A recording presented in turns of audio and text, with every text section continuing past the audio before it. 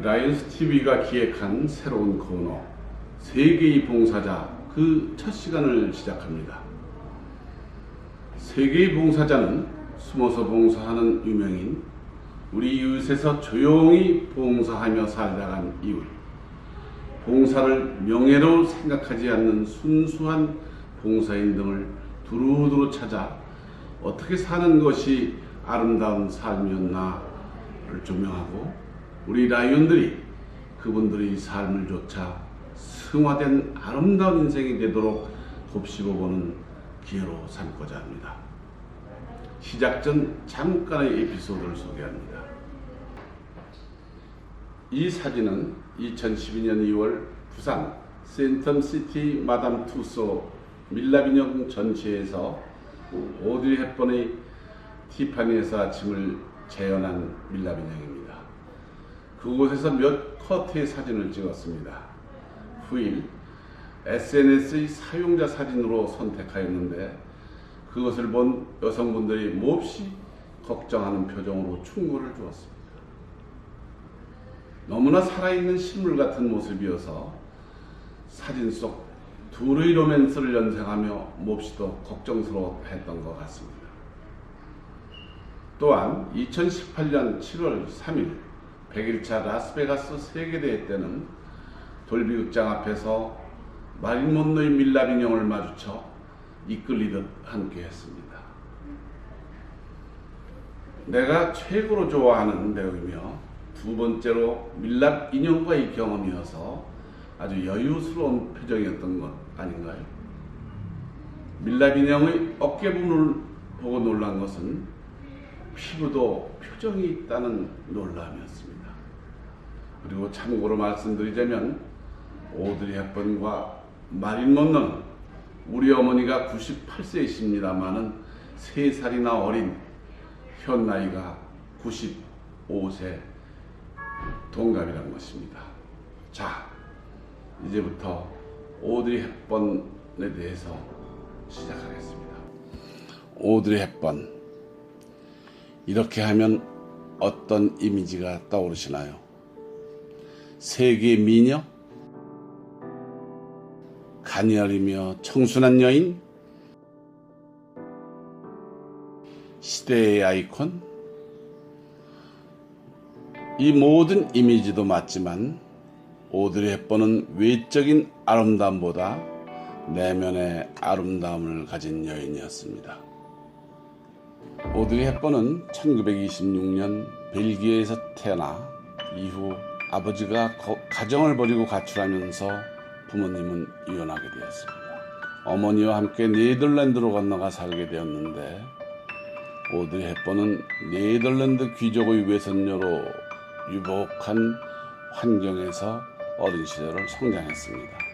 2차 세계대전 당시 뇌가가 독일 나치에 협조하지 않아 집안이 몰락하게 되어 핍박과 고난을 견뎌했으며, 독일이 네덜란드를 향한 식량 공급 차단으로 오드리 헵번 또한 대기근에 시달려야 했습니다. 종전 후 집안의 몰락으로 오드리 헵번의 발레 교육을 돕기 위해 귀족 출신인 어머니 엘라가 요리사와 가정부 일을 했으며, 전쟁 당시 영양실조로 두통과 부종 등의 후유증을 평생 가지고 있었다고 합니다. 1953년 청초 가련한 슬림 스타일의 오드리 헵번이 로마의 휴일에 캐스팅되면서 당시 새로운 아이콘으로 급부상하게 되었고, 그 후 헵번 스타일을 전 세계에 유행시키기도 했습니다. 헵번은 단순히 인기인만이 아닌 아카데미 여우주연상을 수상하며 연기력 또한 인정받게 되었습니다. 이후 1954년 사브리나, 1956년 전쟁과 사랑, 1957년 파니페이스, 1957년 하워의 연정, 1959년 파괴 등에 출연하며 황금기를 보낸 오드리 헵번은 1961년 티파니에서 아침을 캐스팅되며 가난하지만 상류 사회로 올라가기 위해 남자를 이용하는 캐릭터를 연기한 오드리 헵번은 이 영화를 자신과 맞지 않아 영화 찍기를 싫어했다고 합니다. 이와는 별개로 보여준 보석상 앞에서 크리스피 크림 도넛을 먹는 명장면으로 다시금 영화 팬들에게 이 시대의 아이콘이 각인시키게 되었습니다. 오드리 헵번은 로마의 휴일 이후 순진무구한 여성이 세속적인 남자들을 변화시키는 캐릭터를 연기했는데 제작사 측에서 오드리 헵번에게 이러한 캐릭터를 요구했기 때문이라고 합니다. 이후 샤레이드에서는 남편과 사별 후 죽음의 위협을 당하는 과부 역할과 1967년 어두워질 때까지에서 살해 위협을 당하는 시각장애인 역을 맡으며 연기 스펙트럼을 넓혔는데 1989년 스티븐 스필버그 감독의 영원은 그대 곁에를 마지막으로 은퇴했습니다.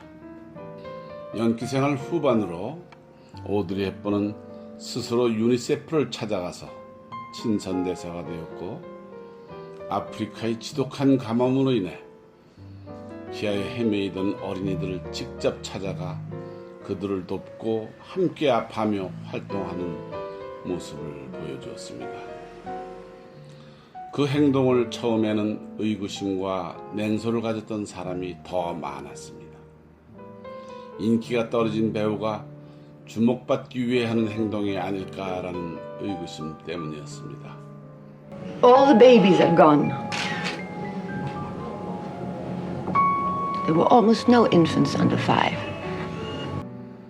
그런 활동에서 미소 짓는 노년의 헵번이 보여준 모습은 젊은 적 미녀의 이미지 못지않게 유명해졌고 세계적인 찬사를 받았습니다. 자신 또한 전쟁으로 인한 아픔과 굶주림을 겪었기에 겉모습은 비록 연약해 보일지 모르나 2차 세계대전 중 레지스탕스 활동을 할 만큼 누구보다 강단 있고 강인했던 정의감 있는 여인을 알 수 있었습니다. 특히 1992년 암 투병 중임에도 불구하고 소말리아에 방문하여 봉사 활동을 한 것이 너무나 유명한 일화입니다. 그는 병세가 악화되면서 약 한 달간의 여생을 가족들과 함께 했으며 향년 63세의 나이로 1993년 1월 20일에 생을 마감했습니다.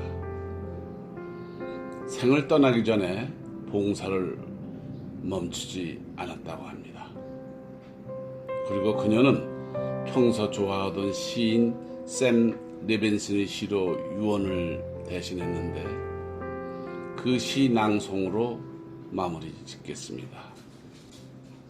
Time Tested Beauty Tips. 시간이 일러주는 아름다운 비결. 매혹적인 입술을 가지고 싶다면 친절을 말하라.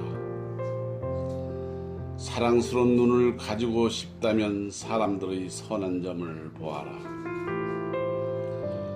날씬한 몸매를 가지고 싶다면 그대의 음식을 배고픈 자와 나누어라. 예쁜 머릿결을 가지고 싶다면 하루에 한 번 어린이가 그 손가락으로 그대의 머리카락을 쓰다듬게 하라. 아름다운 자세를 가지고 싶다면 결코 그대 혼자 걸어가는 것이 아님을 알도록 하라. 재산보다는 사람들이야말로 회복되어야 되고 새로워져야 하며 활기를 얻고 깨우쳐지고 구원받고 또 구원받아야 한다. 누구도 내버리지 말라. 이 사실을 기억하라. 도움의 손길이 필요할 때 그대는 그것을 자신의 손끝에서 찾을 수 있으리라. 나이가 들어감에 따라 그대는 손이 두 개인 이유가 하나는 자신을 돕기 위해 하나는 다른 이들을 돕기 위해서임을 알게 되리라. 세계의 봉사자 첫 시간, 내면 또한 찬란했던 오드리 헵번에 대해서 다뤄봤습니다.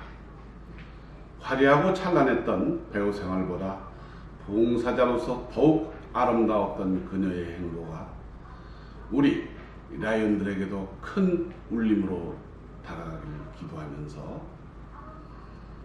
다음부터는 무슨으로 예고 없이 세계의 봉사자를 소개하며 여러분의 의표를 찌를 것이며 라이언 여러분이 잊혀지지 않는 영상으로 남도록 공격에 공격을 하고자 합니다. 혹시 여러분이 다루길 원하는 봉사자가 있다면 댓글에 남겨주시면 감사하겠습니다. 이번 시간 마치겠습니다. We serve.